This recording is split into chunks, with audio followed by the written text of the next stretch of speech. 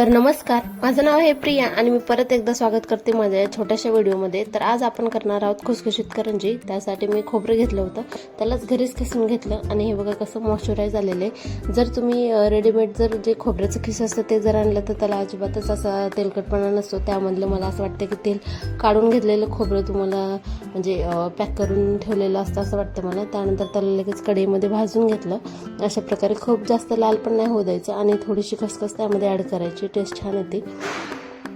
त्याला पण थोडंसं एकदम हलका हलवून गरम ह्याच्यावर हलवून घ्यायचं, खूप जास्तही नाही। तर 1.5 वाटी मैद्याची मी करणार आहे, त्यासाठी मी पाऊण वाटी साखर घेतली होती, मिक्सरमध्ये दळून घेतली, त्यातच थोडीशी इलायची टाकली होती।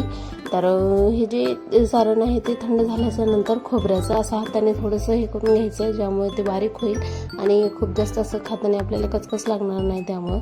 तर 1.5 वाटी मी मैदा घेतला होता आणि त्यामध्ये थोडंसं मीठ टाकलं।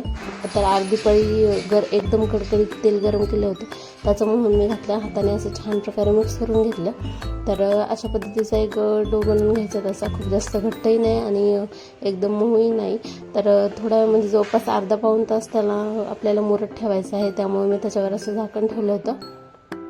तर त्याचे छोटे छोटे असे हे छोटे छोटे उंडे बनवून घ्यायचे आणि ते झाकून ठेवायचे, जेणेकरून हवेने ते सुकणार नाही आणि आपली पापडी म्हणजे करंजी हे होणार नाही, तुटणार नाही। तर जे मी असं साचाच आणला होता करंजी बनवण्यासाठी, तर त्यापेक्षा मोठीच आपल्याला लाटी बनवायची आहे। कारण कसं होतं ना, जर छोटी असेल तर ती दाबताना थोडंसं मध्ये बाहेर होतं आणि त्यामुळे आपली करंजी फुटू पण शकते। ते सारण खूप जास्त कमी नाही आणि खूप जास्तही नाही, असं अशा पद्धतीने घालायचं आहे आपल्याला। तर करंजी तळल्याच्या नंतर फुगती आणि मग ते सारण एका कोपऱ्यालाच बसतं, त्यामुळे थोडंसं जास्तच घालायचं आहे। तर कडनी पाणी लावून घ्यायचं, तर खूप छान चिटकते, त्याच्यामुळे तेलात टाकल्याच्या नंतर करंजी फुटणार नाही। तर बघा किती छान पद्धतीची अशी आपली करंजी झालेली आहे। पीठ जवळपास अर्धा ते पाऊण तास मी मुरत ठेवलं होतं।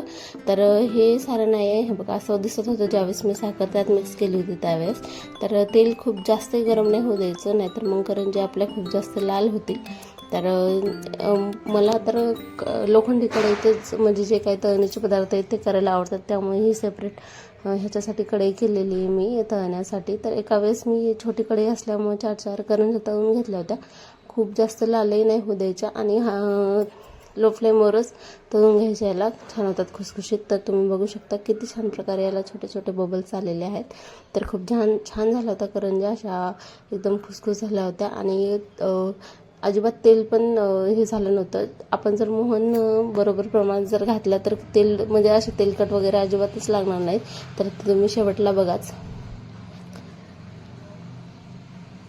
तर अशा पद्धतीच्या मी करंज्या तळून घेतल्या होत्या, त्यामुळे आपल्याला नंतर चाळणीत काढून घ्यायचे। जरी तेल जर राहिलं असेल तर निचरून जाईल। तर तुम्ही बघू शकता करंजी फोडल्याच्या नंतर त्यामध्ये सारण आहे बघा, खूप कमी नाही आणि खूप जास्तही नाही, अशा पद्धतीचं झालेलं आहे। तर बाकी व्हिडिओ कसा वाटला नक्की सांगा आणि सबस्क्राईब करा।